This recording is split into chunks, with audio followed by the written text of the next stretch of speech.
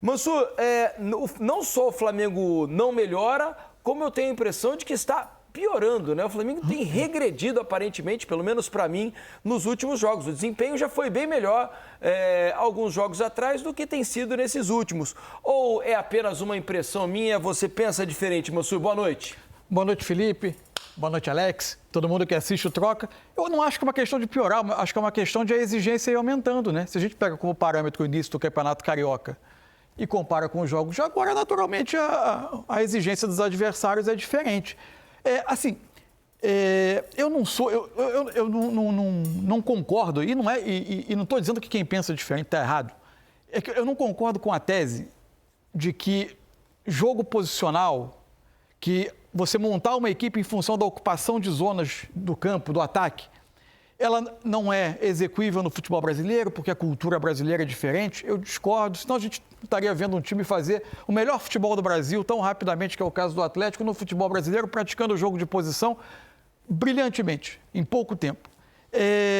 Tampouco não acho que existe um elenco que é menos adaptável do que outros a isso, até porque, por mais que alguns desses jogadores do Flamengo gostem de mobilidade, não é característica do jogo posicional, ao contrário do que muita gente prega, engessar jogadores do campo. Então, eu acho que a questão é... Agora, de fato, o Flamengo, nesse momento, está sofrendo com mais um trabalho que tenta implantar um modelo posicional, mas a execução não está sendo boa. Execução da comissão técnica da implantação, execução dos jogadores dentro do que se pede no sistema.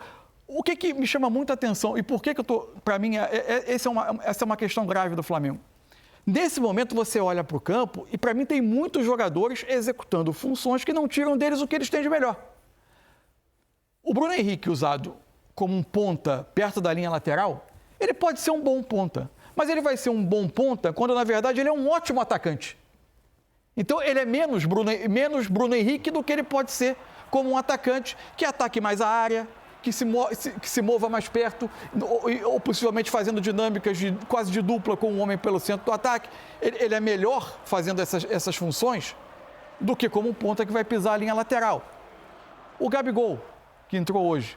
O Gabigol entra hoje tendo claramente a função de ocupar a zona entre ponta direita e centroavante.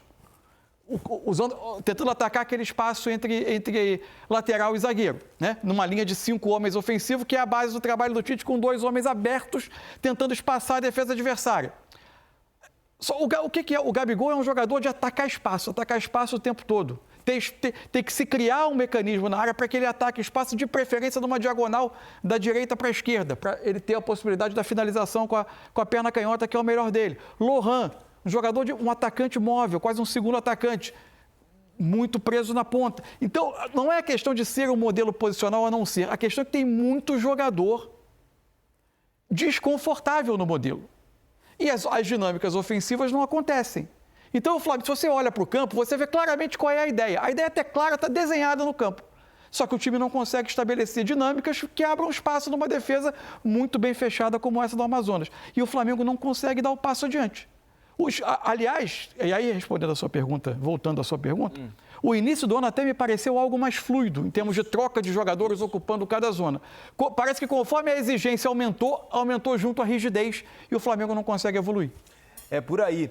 Alex, queria ouvi-lo também, porque o Flamengo hoje abusou dos passes laterais, né? Achei a movimentação muito baixa dos homens da frente para tentar mexer com a defesa do Amazonas, para tentar receber um passe em profundidade. Não fossem as aparições do Vinha pelo lado esquerdo, né? Que acho que foi o melhor jogador em campo hoje, pelo menos para mim foi. O Flamengo aceitou demais passivamente 1-0 como um placar aceitável, quando a diferença entre os dois times é gigantesca.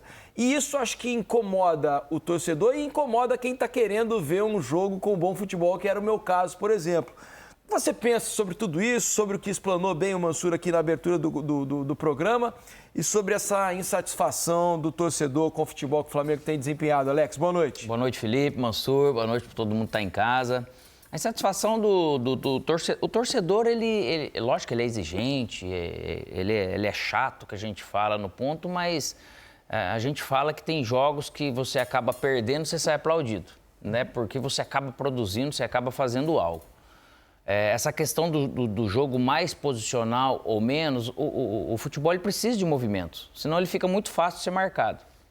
Eu já falei isso aqui de algum outro jogo, mas ao mesmo tempo, lógico que se o Flamengo fosse jogar de novo nessa maneira, e o gol só saiu por causa do mecanismo, porque o Babi veio aqui, depois o Sassá começou a vir, mas ele abandonou. É a grande ironia da noite. É a grande ironia da noite. Só que o Flamengo ele não prosseguiu, então o Amazonas ele ficou nesse ponto. E não dá para você fazer, mesmo futebol posicional, se a gente for ver, dos times do Barcelona, vamos dizer, do Xavi lá agora e tal, ele tem realmente movimentos, ele não é estático da maneira que o Flamengo acabou ficando. Às vezes você... a bola, quem diz aonde a bola vai é o cara que está sem ela. Se eu estou só realmente ao entorno e eu não faço um outro movimento, ele não vai acabar abrindo espaço e eu não vou conseguir, porque o jogar sem bola do Flamengo hoje, ele estava estático. Isso não tem nada a ver com o propósito de o Tite, que é com alguma outra comissão queira. O Lohan também ele fez um bom jogo porque ele tem isso de trazer. Só que não criando aquele tipo de chance clara, alguma possibilidade dele vir com a bola e alguém se aproveitar disso. Então, vários momentos a gente assistindo o jogo falava, olha lá, tá o cara com a bola. O resto tudo estava parado. Teve um movimento ou outro que quem estava com a bola acabou não vendo, que foram poucos. Então, o Flamengo ele precisa melhorar e por isso que a torcida fica incomodada. Deixa eu fazer o seguinte, então, vamos colocar aqui no papo a equipe que transmitiu essa vitória do Flamengo aqui no Sport TV por 1-0, Guga Villani, Lédio Carmona, o Intrépido e Paulo Nunes, que vão participar com a gente aqui. E transfiro a vocês, meus amigos, a pergunta que eu fiz aqui ao Mansur e ao Alex nesse início de programa.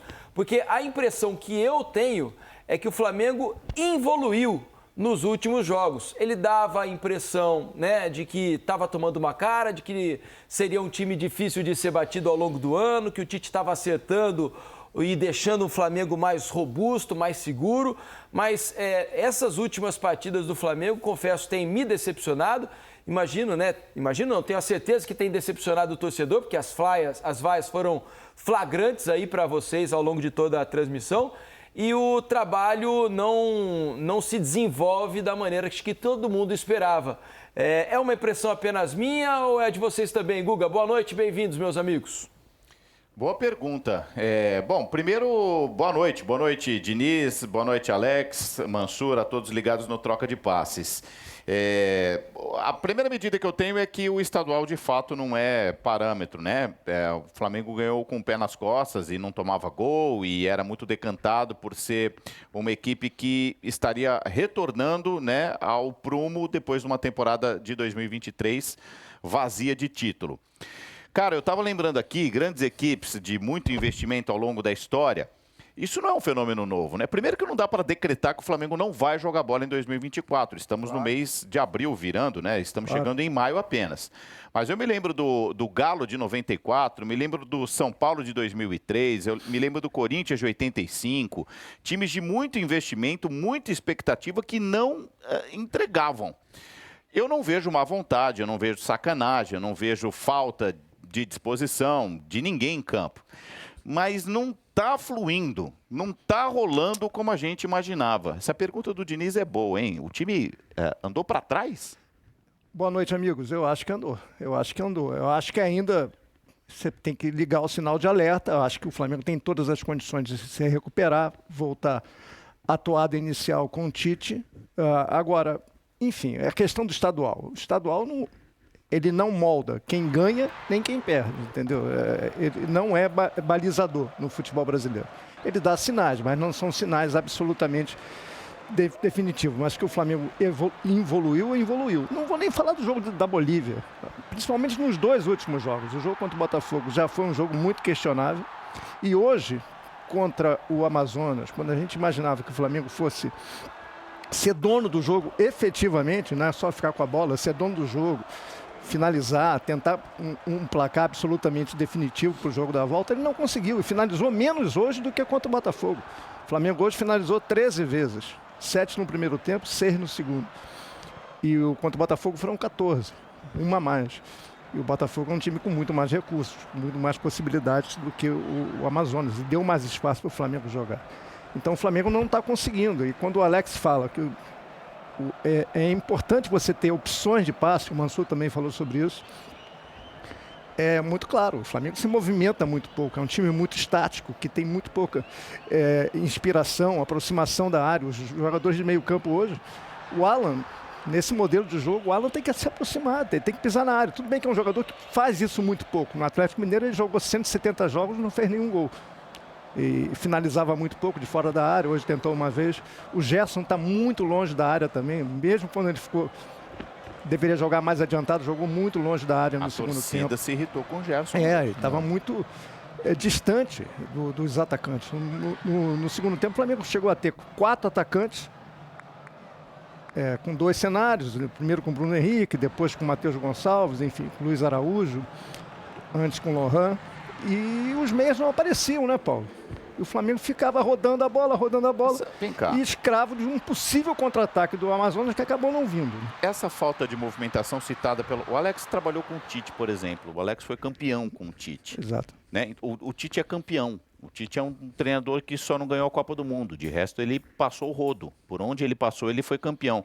Então, assim, às vezes não é o treinador, dizia o Alex no troca de passes. Às vezes é que os caras não estão sintonizados, sincronizados. Agora, dá para treinar a movimentação? Essa coisa de quem não tem a bola, aparecer para receber. Se não for para receber, pelo menos para abrir espaço para quem venha de... Tudo isso dá para coordenar no treino?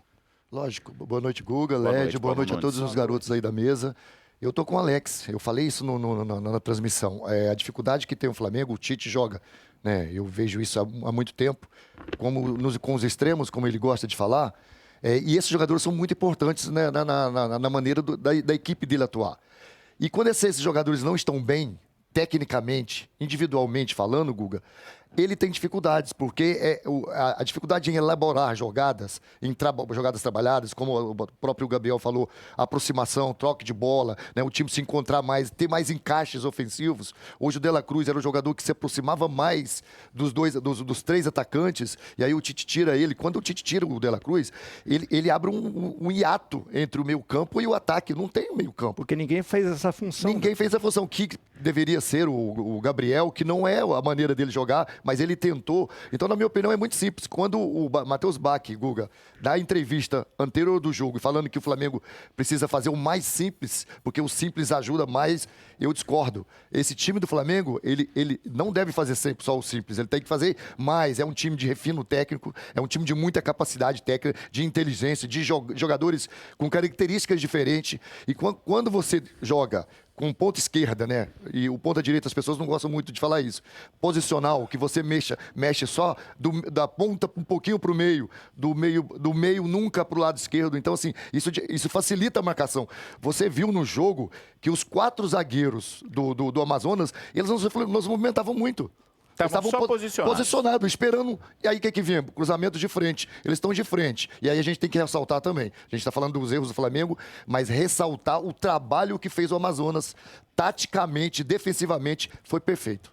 O Adilson, gente, já anunciava, né?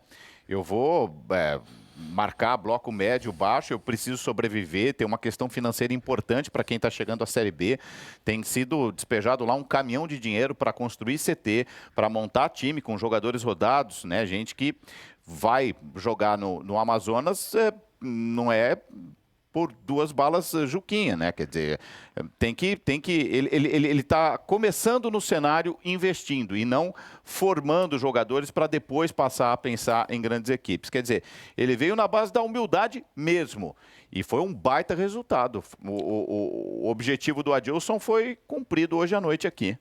Eu queria falar também sobre não sei se é uma coincidência, mas o futebol deu uma caída brusca quando o Cebolinha se machuca, né?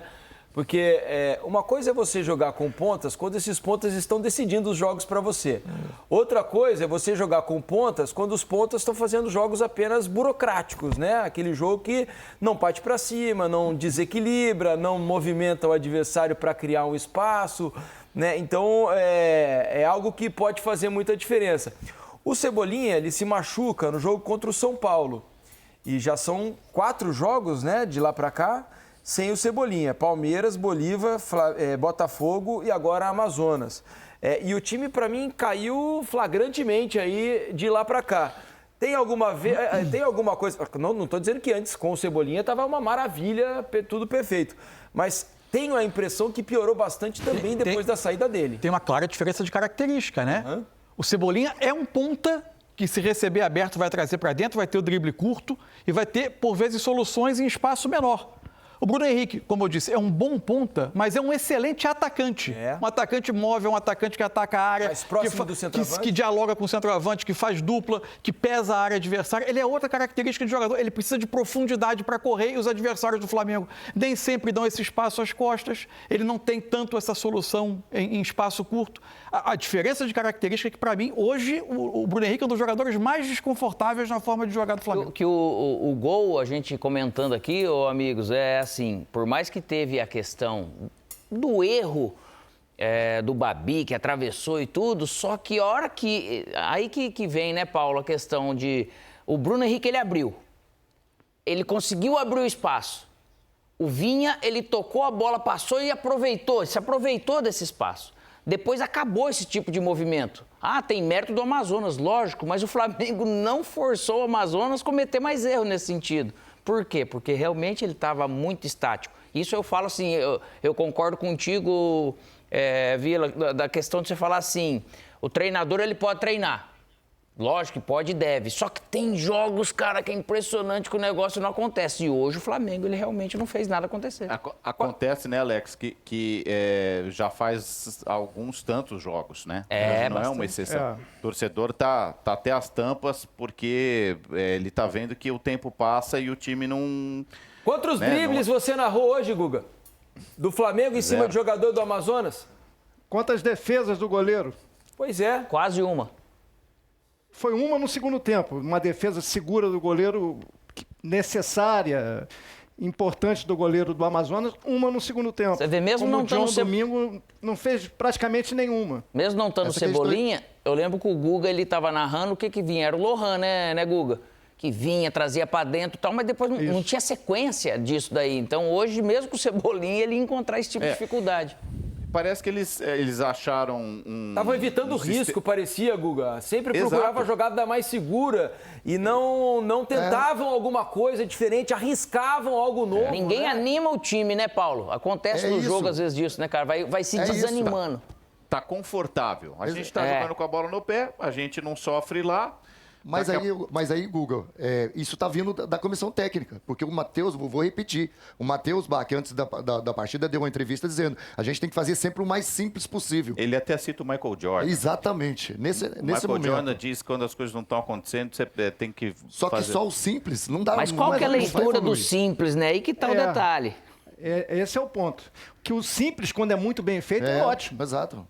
É muito bom. Agora, você tem que fazer bem o simples. Quando você fazer o simples de forma rasa e previsível, não funciona. Sobre o Cebolinha, o Flamengo venceu 2 clássicos contra o Fluminense na temporada. Sim. No primeiro turno, na Taça Guanabara, 2-0. Pedro e Cebolinha fizeram os gols. E o Cebolinha foi protagonista não só pelo gol. No primeiro jogo da final, o Flamengo voltou a vencer o Fluminense por 2-0. Gols de Pedro e do Cebolinha. E ele foi decisivo de novo naquele Fla-Flu. No terceiro jogo foi 0-0 no terceiro Fla-Flu. Então é um jogador que estava protagonizando. Era o melhor ponta, o melhor extremo, como diz o Tite, do Flamengo na temporada. Ele faz falta. Acho que não é só isso, mas ajuda a explicar. Mas tem mais coisa aí para ser resolvido, elaborado e melhorado no Flamengo. O que diz a estatística na temporada só, passada... Guga, foram 9 dribles corretos e 10 errados. Muito pouco para um jogo de quase 100 minutos, né? Com os acréscimos. Claro, sem dúvida. Ano passado, o Flamengo concentrou seus gols no Pedro. O Gabriel passou de 20 gols, mas muito econômico, acabou perdendo espaço, né, à medida que o tempo passava na equipe. Esse ano está se repetindo. O Pedro, apesar de ser o artilheiro do Brasil, traz basicamente para si, toda a responsabilidade de fazer. Tem o gol de falta do De La Cruz, tem um golzinho aqui, outro ali, mas não é um time para o tamanho, né, para a quantidade de gente que tem com qualidade, para quando um não está bem, você vai dissolvendo as soluções. Não, é o que o Paulo Nunes falou ao longo da transmissão. Depende muito de uma jogada individual. Quando os caras não estão inspirados... E quantas bolas o Pedro finalizou hoje? Uma. A A do bola gol, não chegava fez só, nele. né? A bola não chegava no Pedro. Ele pediu no microfone do Richard Souza Exato. no intervalo, precisamos cruzar mais as bolas. A hora que ele falou isso, eu falei, nossa, o torcedor do Flamengo em casa deve estar querendo se matar, porque ele está vendo justamente o time exagerar nas bolas cruzadas, né? O que o torcedor do Flamengo reclama é dessa jogada em U. Do ponta direita, vem para o meio campista, passa, vai para o ponta esquerda. É da falta de infiltração, do drible, da falta de improviso para dar brilho, né? que E aí o Pedro fica os- assistindo ao jogo, na ponta direita, passa no meio campo. Faltou o simples fato de movimento sem a bola. Que precisa de um pouco de inteligência, disposição, eu vou correr para o LED receber. Ah, não deu certo, mas eu vou me movimentar, porque durante o jogo você vai criando isso, você vai mapeando. Opa, eu fiz isso, deu certo, aqui não deu. Mas esse lado Você deixa pelo menos o zagueiro preocupado, a defesa é preocupada, porque quando você toca a bola de lado, o zagueiro está tranquilo ali, descansando, né?